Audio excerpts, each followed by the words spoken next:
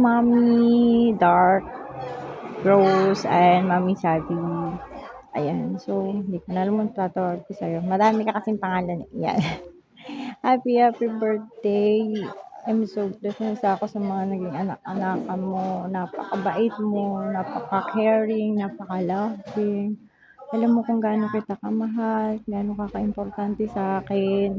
Hindi man kita madalas makamusta kasi busy din ako.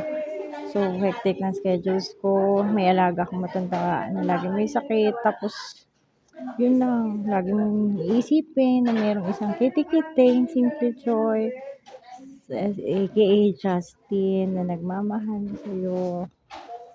At, basta, wish you all the happiness in life.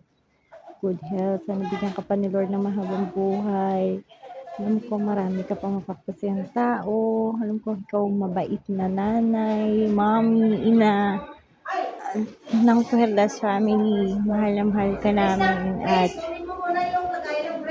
wish you all the best and wish you happiness. Love you so much, mommy. Mwah. Alin yon, Mary?